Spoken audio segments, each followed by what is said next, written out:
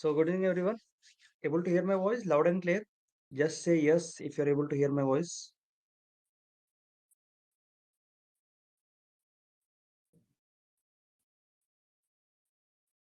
Okay, good enough. Fantastic. So let's learn something new today. Right? So today we will be exploring, as we are able to see the title, that is a construction material handling. Okay, so we will try to understand and explore the same. What exactly we are going to learn in today's session? Yes, fantastic. So we will be learning the material management. Like we are going to start from the base as we always used to do. Then the different professions involved into the material management. Right? What is the importance? Importance. I'm going to not put it in a theoretical form, but I'm going to put it to illustrate what is the importance of the material into our site. Right. So we will try to understand with the example of figures, right? Mathematics. Then the store management, a glimpse of the introduction to the store management we will see. Then we will move to the stacking and storing of construction material into the site. Right? What should be a good practice of stacking, stacking of the material into site that we will see. Then we will directly move to the live case study part. Okay. So we will try to understand with the example of a live case study how what is the importance of the material uh, management into my complete project. Okay. So let's start with the session. When we talk about a material management, right? So in a scientific definition, I need to say it's a scientific technique, right? Concerned with the planning, organizing, control of flow of material from the initial purchase to the destination. Like basically, whenever we talk about a material management, na, so we have a perception into our mind, like management of the material into the site, that is a material management, right? But when we talk about a material management, we need to understand something very important. First of all, it is a scientific technique, right? Second thing, material management start with the giving of the order for the material till the material used in appropriate like where it is given order for to use that, till that it used for the destination. So everything come under the material management category. Right. So what is the reason of doing the material management? That also we will see. So main aims of doing the material management is we require the right quality at a right quantity, at a right time, at a right place, and at a right or appropriate cost. So these are the main principle for which we are doing the material management into the site. Now, uh, who are the professionals involved into the pre-construction activity? Like, so let me done a poll.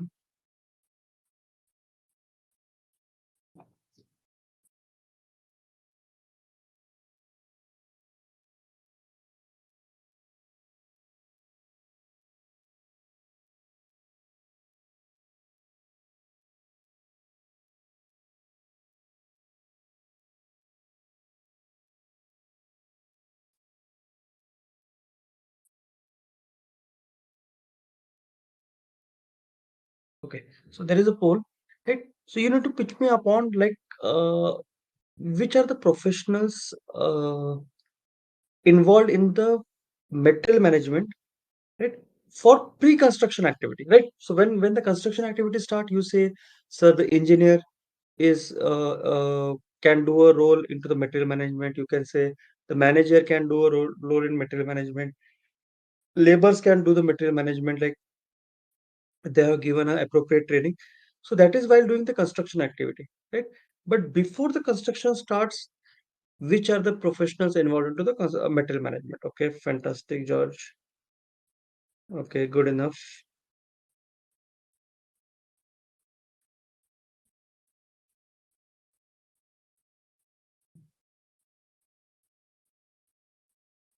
Okay, just think which are maybe the professionals involved in material management. Okay, okay, okay, good enough. So procurement staff, okay, Kennedy is saying QS, quantity surveyor, engineer, procurement, etc. Okay, fine. Engineer, okay. Javed is saying procurement, project management, vendors. Okay, fantastic. Good enough. Good enough.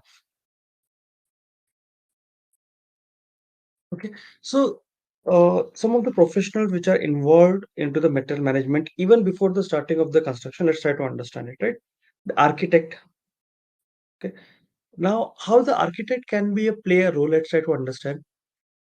Whenever architect is doing a planning, right, of the, I can say the room spaces, right, or the dimension of my building.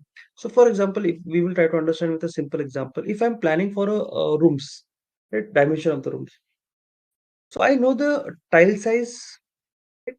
So whenever I'm trying to keep my room dimension, I will try by keeping in my mind the concept of what will be the tile size. Right? So there is like very less side should be there in which I need to break down the tiles. Definitely, it may require from any one particular side, but it should not require in all the dimension, like or two dimension or maximum time it need to be break down in all the rooms.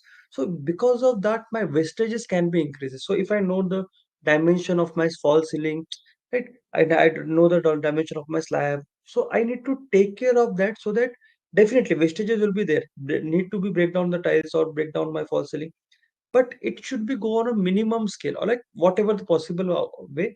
I need to go for a lower scale. Then the engineer, when I'm talking about an engineer, the structural engineers plays a very big role in a pre-construction activity, right? Because the way he's going to put it around the orientation of the column, that is a very very important. Estimator, as many of you have said, the quantity estimator should take a advanced like recent technologies or the recent norm or practices norm while whenever he is doing the quantity estimation for the same. Similarly, the purchaser or the person who has given the order, definitely they're also playing a very big role into the saving of the material. One of the example which we put it around, like you may be knowing, mostly we are using the rebar coupler into the high-rise building, right? So whenever we are using the rebar, so we need to do the lapping of the rebar, right? I need to do the lapping, right? So to avoid the lapping, specifically in high-rise buildings, we can use the rebar coupler, right? So that we can take care of. So whenever we are doing the estimating, I need to take the considerations of the recent available resources, which even should not be a costly affair for me, but at the same time it should give me a saving of my material, so that saving of the material will be directly lead to the more profit. Next, the people involved while doing the construction activity, like many of you know, the site construction management or the managers, you can say about, right? Then the site material manager, those who are giving the order, the storekeeper person. Okay. Now you know that how the site engineer is going to be responsible and even the store is responsible, right? Similarly, we can talk about the subcontractor. So now you can say, sir, you are saying fine that subcontractor can play a role into the material management, but how we can make them to do? That is a big question, right? Let's try to discuss that. There are a lot of ways. There is a lot of strategical, or I can say the psychological ways to do the same. For example, just take a case. Uh, okay, so just take a case. What we are doing. I am calling the team of my like subcontractors, like the supervisors or the subcontractors, and asking them like we need to do the practice of saving of the material, right? And I need to give some of the statement, like for example, uh, if your labors, like if your labors are not practicing of saving of the material or they're doing material wastage, so believe me, the payment which we have been released will be get more delayed. And then don't pin me out or don't ask me like why the payment is getting so delayed, because if the company's uh, money is getting wasted into the materials by your labor or your team, right? So definitely they will incur more losses and they will not able to do the payment, right? So I need to put it around something with the psychological prospect. Definitely I'm not putting anywhere into the written format, but putting out something of the points or making them in the sense of if they're saving the material means that is a betterment for them, right? So that is going to give the essence of saving of the material, and definitely they will try from their best, whatever their capacity is, right? Then the trade workers means the laborers. Definitely, they are the much more important because they are the doers. So if they intended to save the material, they can save it. So how I'm going to make them to do that? For example, I can give an example of, for example, let's take an example of a shoes. Okay, so when sorry. So when we talk about issuing of the shoes, right? So I can just good afternoon all. So as we are discussing upon, right? So just take a case if I need to issue the shoes for my labor. So right, I can ask the supervisor or any of the like uh we when we know our team, our labor's team, right? So we know that these are the main carpenter or these are the main members of the team to which the whole teams listen to, right? So to that key person or to the supervisor, we just need to make them accountable. Like how we can make them accountable?